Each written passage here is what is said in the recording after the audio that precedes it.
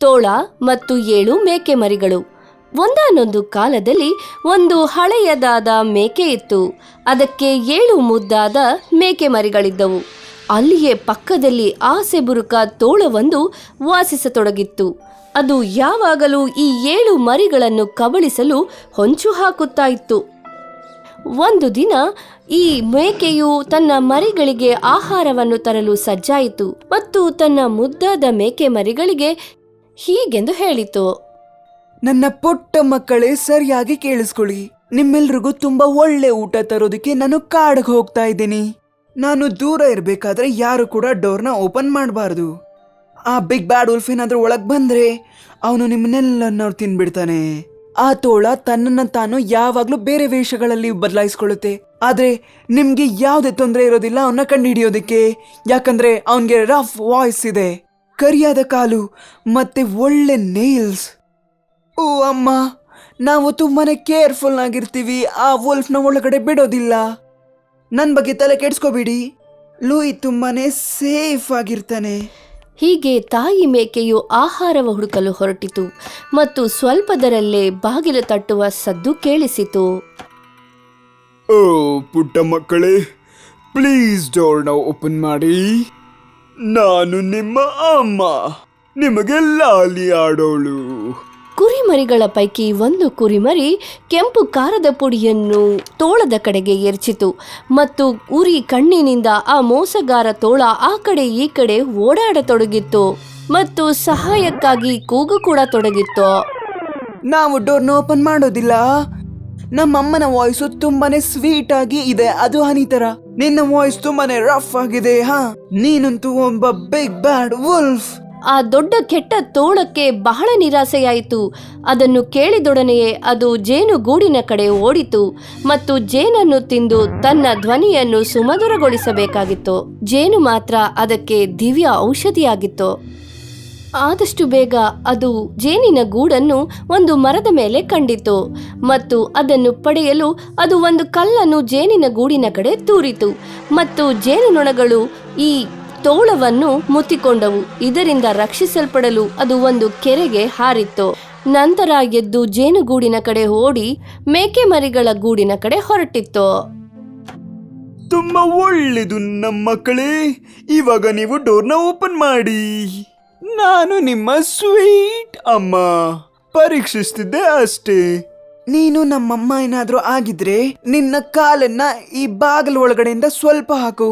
ನಾವದನ್ನ ನೋಡ್ಬೇಕು ಅಲ್ವಾ? ತೋಳವು ಮೇಕೆ ಮರಿಗಳು ಹೇಳಿದ ಹಾಗೆಯೇ ಮಾಡಿತು ಮತ್ತು ಬಾಗಿಲ ಬಳಿ ತನ್ನ ಪಾದಗಳನ್ನು ಇರಿಸಿತು. ಆಗ ಮೇಕೆ ಮರಿಗಳಲ್ಲಿ ಒಂದು ದೊಡ್ಡ ಸುತ್ತಿಗೆಯನ್ನು ತೆಗೆದುಕೊಂಡು ತೋಳದ ಕಾಲಿನ ಮೇಲೆ ಬಾರಿಸಿತು.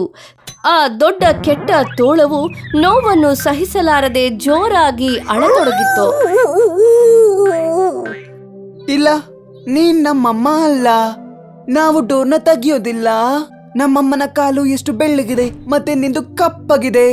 ಎಲ್ಲಿಂದ ಹೋಗ್ಬಿಡು ಬೇಗ, ನೀನು ಕೆಟ್ಟ ತೋಳ.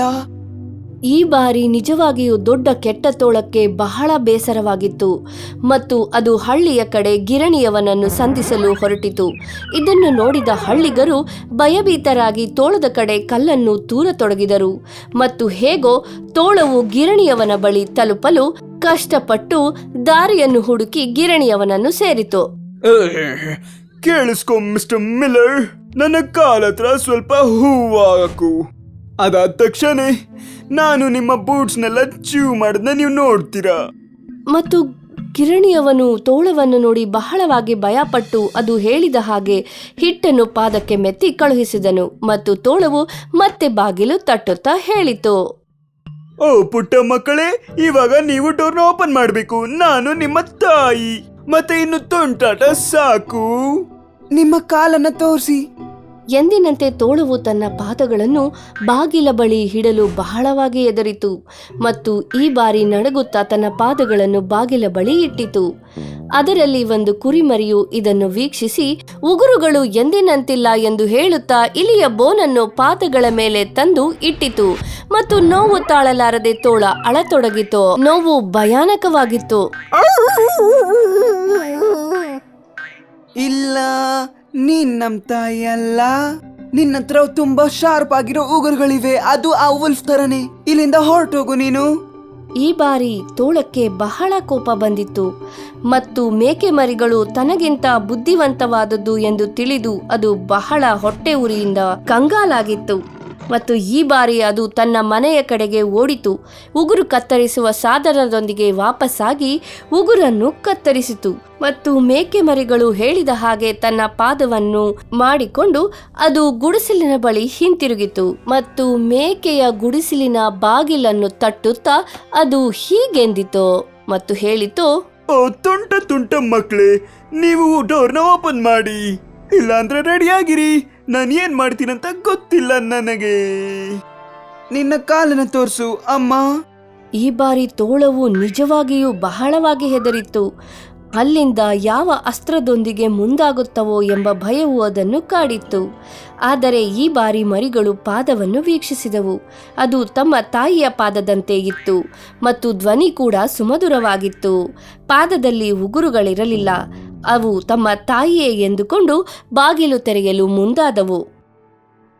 ಸ್ವಾಗತ ಅಮ್ಮ, ನಿನ್ ಕೊನೆಗೂ ಮನೆಗೆ ಬಂದಲ್ಲ. ದೊಡ್ಡ ಕೆಟ್ಟ ತೋಳವು ಗುಡಿಸಲನ್ನು ಪ್ರವೇಶಿಸಿತು. ತಕ್ಷಣ ಮರಿಗಳೆಲ್ಲವೂ ಬಚ್ಚಿಟ್ಟುಕೊಂಡವು.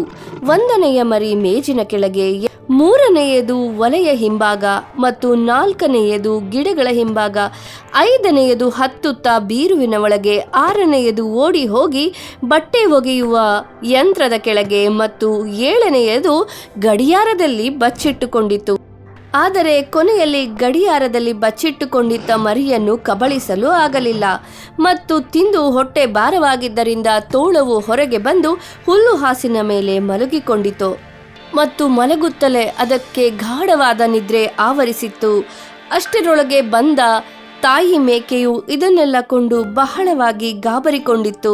ತೆರೆದಿದ್ದ ಬಾಗಿಲನ್ನು ತೆಗೆದು ಅದಕ್ಕೆ ಬಹಳ ಭಯವಾಗಿತ್ತು ಮತ್ತು ಮರಿಗಳನ್ನು ಕಾಣದೆ ಅದು ಕಂಗಾಲಾಗಿತ್ತು. ಓ ದೇವ್ರೆ, ಡೋರ್ ಓಪನ್ ಆಗಿದೆ, ಏನಾಗಿದೆ ಇಲ್ಲಿ? ಮೇಜು ಕುರ್ಚಿಗಳು ದಿಕ್ಕಾಪಾಲಾಗಿದ್ದವು. ಬಟ್ಟೆ ಒಗೆಯುವ ಪಾತ್ರೆ ಮುರಿದಿತ್ತು ಮತ್ತು ಹಾಸಿಗೆಯು ಬಹಳ ಹರಿದಿತ್ತು. ನನ್ನ ಪುಟ್ಟ ಮಕ್ಕಳೆಲ್ಲ ಎಲ್ಲಿ? ಅಮ್ಮ, ನಾನು ಇಲ್ಲೇ ಇದ್ದೀನಿ, ಈ ಗಡಿಯಾರದೊಳಗಡೆ. ಈ ಶಬ್ದವನ್ನು ಕೇಳುತ್ತಲೇ ತಾಯಿ ಮೇಕೆ ಆ ಮರಿಯನ್ನು ರಕ್ಷಿಸಿತು ಮತ್ತು ಆದಷ್ಟು ಬೇಗ ಗುಡಿಸಲಿನಿಂದ ಆಚೆ ಬಂದು ಹುಲ್ಲು ಹಾಸಿನ ಮೇಲೆ ತಿಂದು ಮಲಗಿದ್ದ ತೋಳವನ್ನು ಕಂಡಿತು ಮತ್ತು ಅದರ ಹೊಟ್ಟೆಯ ಒಳಗೆ ಏನೋ ಒಂದು ಮಾದರಿಯ ಶಬ್ದವಾಗುತ್ತಿರುವುದನ್ನು ಅದು ಗಮನಿಸಿತು ಮತ್ತು ಹೊಟ್ಟೆಯಲ್ಲಿರುವುದು ತನ್ನ ಮರಿಗಳೆಂದು ಅದು ಅರಿಯಿತು. ನನ್ನ ಮಕ್ಕಳೆಲ್ಲ ತುಂಬಾ ಸೇಫ್ ಆಗಿದ್ದಾವೆ, ನಾನು ಅವ್ರನ್ನ ವಾಪಸ್ ಕರ್ಕೊಂಡು ಹೋಗ್ಬೇಕು. ಮತ್ತು ತನ್ನ ಮರಿಯನ್ನು ಅದು ಆದಷ್ಟು ಬೇಗ ಮನೆಯ ಒಳಗೆ ಕಳುಹಿಸಿತು ಮತ್ತು ಅದರಿಂದ ಕತ್ತರಿಯನ್ನು ತರಲು ಹೇಳಿತು. ತಂದ ಕತ್ತರಿಯಿಂದ ತೋಳದ ಹೊಟ್ಟೆಯನ್ನು ಕತ್ತರಿಸಿತು ಮತ್ತು ಒಳಗಿದ್ದ ಮರಿಗಳನ್ನು ಸಫಲವಾಗಿ ಹೊರತೆಗೆಯಿತು ಮತ್ತು ಒಂದರ ಹಿಂದೆ ಒಂದರಂತೆ ಎಲ್ಲ ಮರಿಗಳನ್ನು ತೋಳದ ಹೊಟ್ಟೆಯಿಂದ ತೆಗೆಯಿತು. ಸ್ವಲ್ಪ ದೊಡ್ಡದಾಗಿರೋ ಕಲ್ಗಳನ್ನು ನನಗೆ ತಂದ್ಕೊಡಿ. ಸರಿ ಅಮ್ಮ, ಬನ್ನಿ ಬೇಗ ಹೋಗೋಣ. ತಕ್ಷಣ 7 ಮೇಕೆ ಮರಿಗಳು ಓಡಿ ಹೋಗಿ ದೊಡ್ಡದಾದ ಕಲ್ಲುಗಳನ್ನು ತಂದವು ಮತ್ತು ಆ ಕಲ್ಲುಗಳನ್ನು ತೋಳದ ಹೊಟ್ಟೆಯ ಒಳಗೆ ಇಟ್ಟು ಹೊಲೆದು ಬಿಟ್ಟವು. ನಾನು ಆ ವುಲ್ಫ್ನ ಜೆಂಟಲ್ ಆಗಿ ಸರ್ವ್ ಮಾಡ್ತೀನಿ, ಅವನು ಎದ್ದೇಳದೆ ಇರ್ಲಿ ಅಂತ. ಆದಷ್ಟು ಬೇಗ ತೋಳವು ಎದ್ದಿತು ಮತ್ತು ಎದ್ದ ಕೂಡಲೇ ಅದಕ್ಕೆ ಹೊಟ್ಟೆಯು ಬಹಳ ಭಾರವಾಗತೊಡಗಿತ್ತು ಮತ್ತು ಹೊಟ್ಟೆಯು ಅಗತ್ಯಕ್ಕಿಂತ ಹೆಚ್ಚಾಗಿ ಭರ್ತಿಯಾಗಿದೆ ಎನಿಸತೊಡಗಿತ್ತು. ಕೆಳಗಡೆ ಆ ಶಬ್ದ ಏನೋ ಒಂಥರ ಸದ್ ಕೇಳಿಸ್ತಿದೆ. ಅದೆಲ್ಲ ಮರಿಗಳೇ ಇರ್ಬೇಕು, ಆದ್ರೆ ತುಂಬಾ ಹೆವಿ ಆಗಿವೆ ಇವಾಗ, ಅದು ಕಲ್ಲುಗಳ ತರ. ಮತ್ತು ಅದು ಕೆರೆಯ ಕಡೆ ನೀರು ಕುಡಿಯಲು ನಡೆಯತೊಡಗಿತ್ತು ಮತ್ತು ನೀರು ಕುಡಿಯ ಮುಗಿಸುತ್ತಲೇ ಅದರ ಹೊಟ್ಟೆ ಬಹಳ ಭಾರವಾಗಿ ತೋಳವು ಕೆರೆಯ ಒಳಗೆ ಬಿದ್ದು ಮುಳುಗಿ ಸತ್ತು ಹೋಗಿತ್ತು. ಇಲ್ಲಿಗೆ ಮುಕ್ತಾಯ.